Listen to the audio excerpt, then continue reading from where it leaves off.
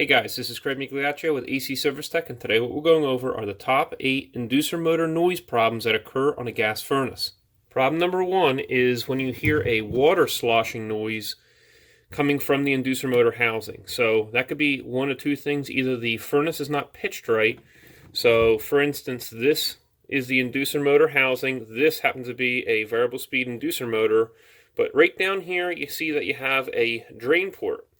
So water is created during the flame process and needs to drain out of 90% efficient furnaces or higher efficiency furnaces than that. So if the furnace is pitched slightly to the right here, you see that the water would end up piling up over here to the right. And the other thing is, if the furnace was pitched backwards a little bit, then you'd have a problem with water right here piling up.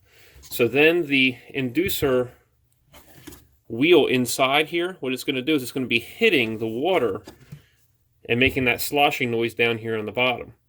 So that can occur if the furnace is not pitched properly, and it can also occur if your condensate drain is not pitched properly. So downstream of this, if it takes too much water weight in order to be able to drain wherever it's going to, and it's backing up and the water's rising in here, then that's going to make the noise problem as well. So definitely make sure that this is pitched properly and is draining correctly. So problem number 2 is an animal may have made a nest in the inducer motor in the off season, or maybe wasps have got down in here and made a nest, or maybe there's just bugs down in there, or other roof debris has fallen down inside of here. And what happens is maybe the inducer motor turns on and it makes noise for maybe 15-20 seconds, and then it doesn't make any noise anymore, and then it shuts off. And then the next time it turns on, it makes noise again. So maybe some of the debris that was in here has tried to make it up out of the tube, and then it ended up falling back down in here when the furnace is off. And that's what you hear, maybe some noise of the inducer motor wheel clanking around with some of those objects. So that's definitely a big issue. You want to deal with that and take this apart in order to see. Make sure that you fish through your vent line and make sure that there's nothing there. And if it is a bad problem, you're not even going to have the inducer motor being able to turn. So if you look in here, there's actually bird feathers in here. So you can see a bird tried to make a nest down in there. So that could be an issue.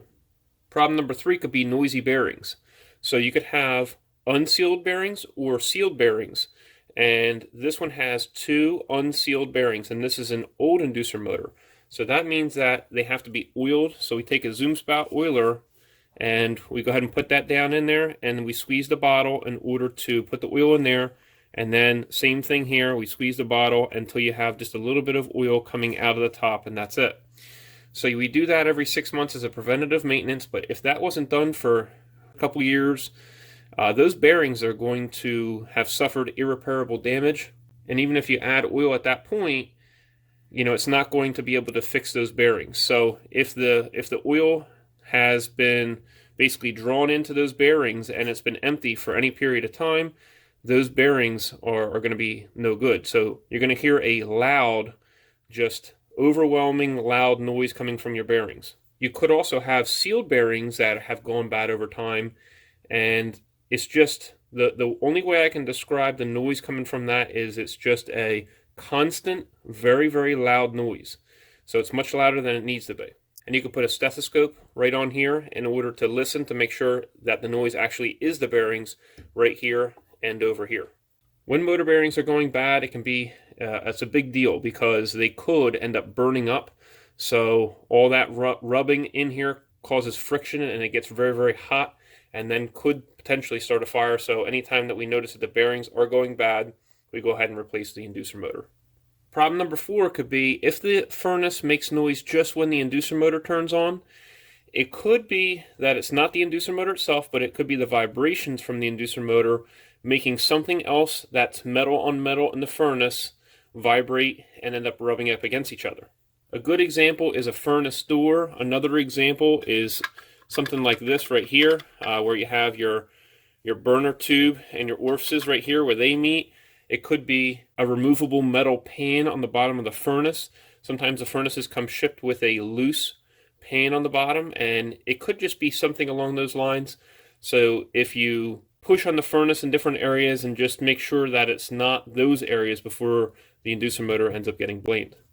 Issue number 5 could be that the inducer motor wheel inside is rubbing up against the housing. Now what you could do is you could add just a small little washer back behind here. You want to leave the rubber boots in place, and once you do, if you do put a small washer back there, you want to move the inducer motor around just to make sure that it's not rubbing up against the housing no matter where the inducer motor wants to go while it's running. The other thing is the furnace itself. I would start with the furnace itself. If that's not pitched properly, or it's kind of tweaked a little bit, that could be another issue for the inducer motor and the housing, depending on how that furnace is built and how the inducer motor is hooked to that furnace. So sometimes they can sag over time. The whole furnace can somewhat sag over time just due to the expansion and contraction and not having the supports in the right area, and that could be the issue. Problem number 6 is if the inducer motor wheel starts to come off completely, or if some of the fins on here start to come off of the wheel. That will end up causing a problem. It'll make extra noise, especially if it's just a couple fins and the furnace still works and the pressure switch still closes the electrical circuit and saying that everything is good, but you just have a couple of these fins falling off and kind of rattling around in there. That's no good. So regardless of whether it's metal or it's plastic, that's another issue that could happen, and the only way to know that is actually taking the inducer motor off and inspecting the wheel. Sometimes the inducer motor wheel is not very easy to see, and you're not going to be able to look at it from this angle. You're going to have to look at it from the opening over here, looking inwards at the inducer motor wheel to see what the damage is.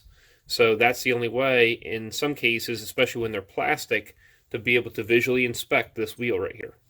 Problem number 7 could be if you have a variable speed inducer motor and you have a partial clog in the exhaust pipe, the intake, or the heat exchanger.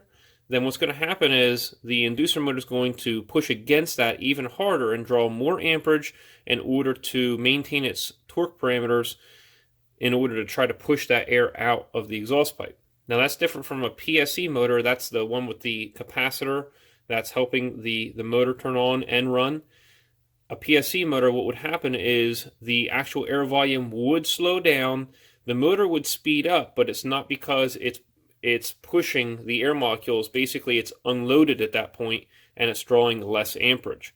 So basically, a PSE motor would work less hard, whereas a ECM, a variable speed inducer motor, is going to work even harder. It's going to almost sound like a jet airplane trying to pull that air out through the intake and the heat exchanger and push it out through the exhaust. Now, if this is the case, you really want to go ahead and check both the intake and the exhaust pipes first, as well as doing a combustion analysis on the furnace. A clogged heat exchanger, such as like one that's rusting shut, that's a very dangerous situation, so you definitely want to do that.